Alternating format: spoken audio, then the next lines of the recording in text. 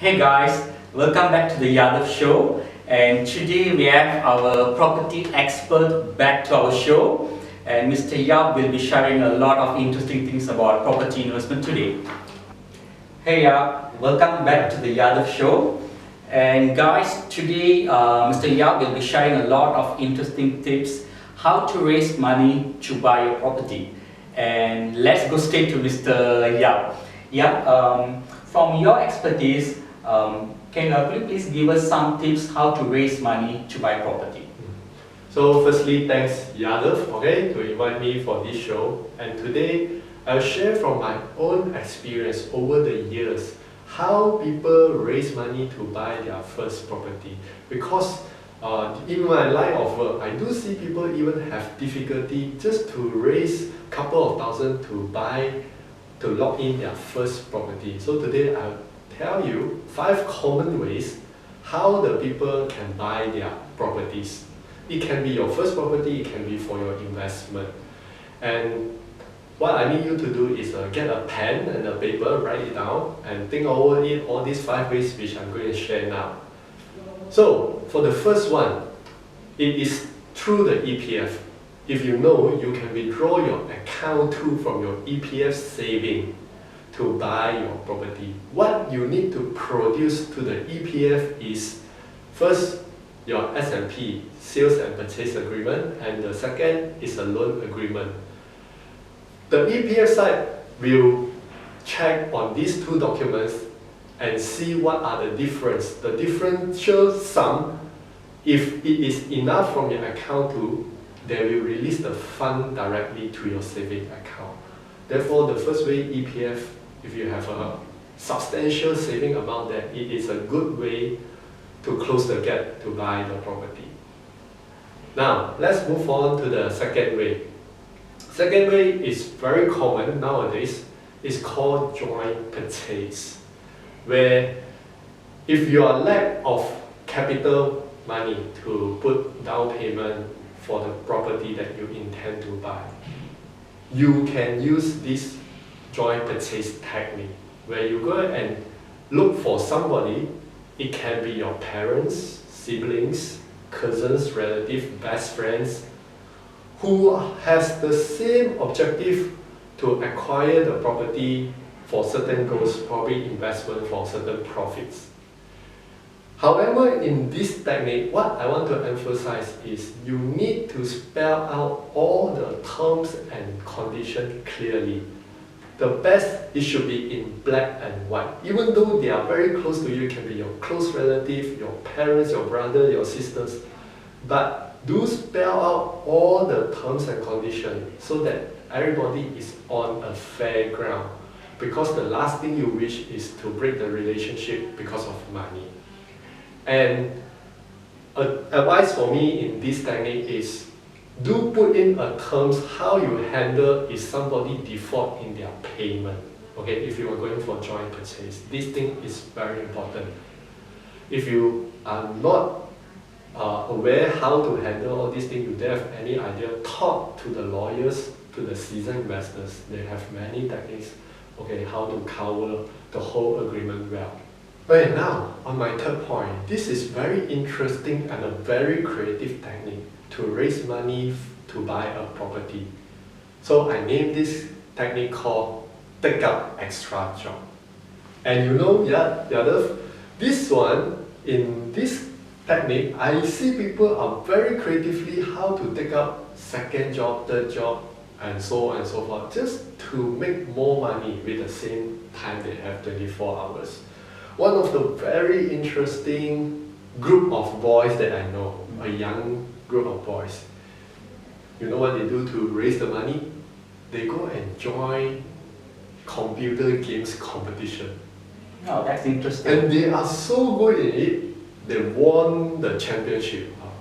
I don't know which level, it can be national to international. And you know the price of these cyber games, it is from 10,000 USD, 20, 30,000, and in the national level it can be 100,000. So what happened to this group of boys when they won the cyber games? They take the prize money and put into their first property investment together. So for me, that is one very creative way how we can take up extra job with the same time that we have to raise money. So do sit down to think what you can do with your extra time. Change the time into money producing, and you should be going very fast also to get your next property. The fourth one, this is something that many people overlook. That's why I would like to stress it. You can use this fourth technique to raise money. It is called sell your old stuff. Many people has a lot of things, a lot of junks in their garage, in their house, in over them. It's all under their possession. To make this thing happen, you need to sit down to evaluate, are these things emotionally attached to you? If they are not, they are just sitting there because you are no longer aware of this stuff. And they still carry some value, probably an old car, but you are not driving anymore. The cash value can be 10,000, 20,000 ringgit. And if you are keeping the car longer, it will depreciate in value.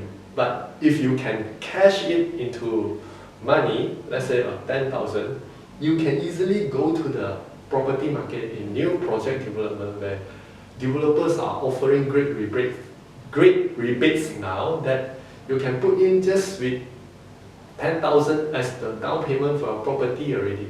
So start going through all the stuff in your house, your stores, your garage, to see what are the valuable items that you are no longer in use, you are not emotionally attached to it, that you can sell off for a good value.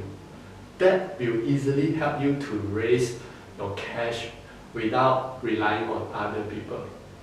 Now, I will go on with the last technique, how to raise fund.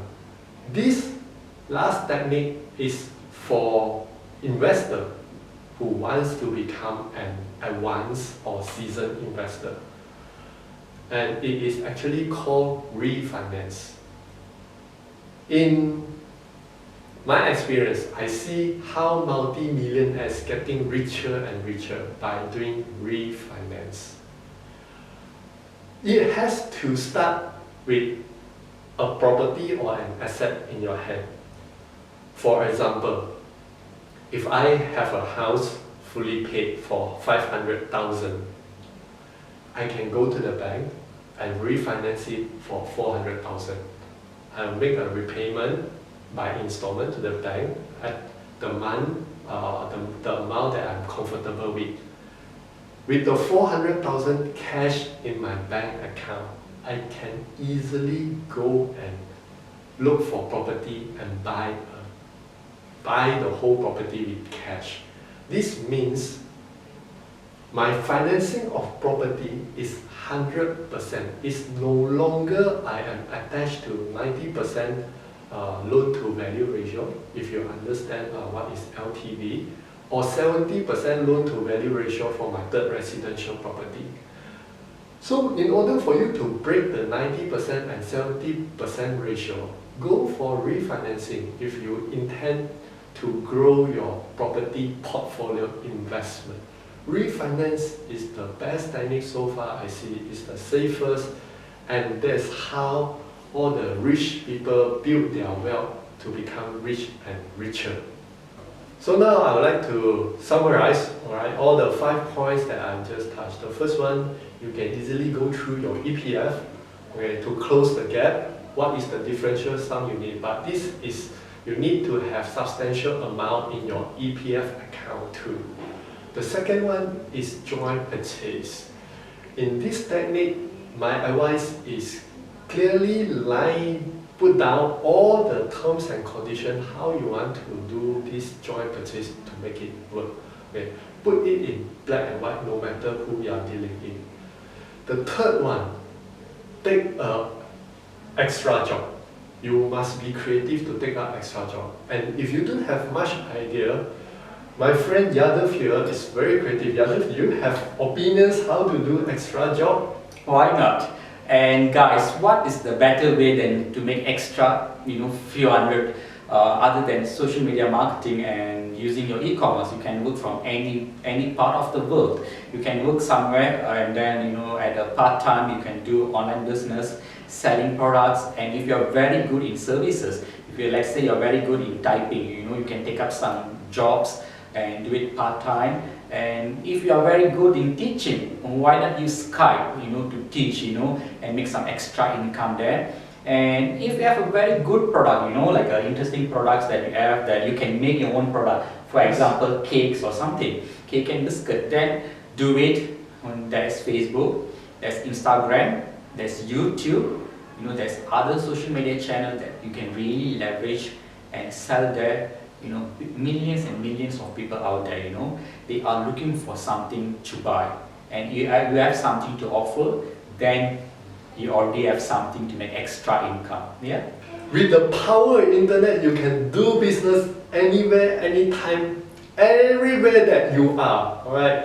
Therefore, that same goes to our point number 4. Alright, sell your item. You can even leverage on the internet platform. We really have the expert here, Yathav.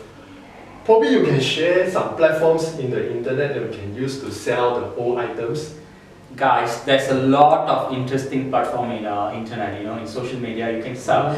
You just have to Google pre-loved items, in your Facebook. There's a lot of Facebook groups where you can sell your pre-loved item with a very good price. If you don't have idea, if you don't know where to start, and that's where the Facebook comment is there. Feel free to comment. I'll try my best to share, to help you out over there. Yeah. Yeah, I really like meeting Yathav. He is full of creative idea how to let go all the old items, and it's wonderful being his friends. Let us right. The last one, refinancing. Alright, this is for an investor who wants to become an advanced investor or seasoned investor. And of course, my final advice in refinancing is you must have a set of criteria, factors, parameters, what properties you want to go for your next one. Because not everyone can afford to make mistake to buy the wrong property. And if you want to know further, okay, do contact us, and we will share our next show. I will share more how to get the right property. So if you guys want to learn more about property investment, do not forget to like Mr. Yap Facebook page, YCH Property Advisory. Thank you, Yap, for coming to Yathav Show and share your expertise to our audience. And guys, I will see you in my next video. Stay tuned for more interesting video from the Yathav Show.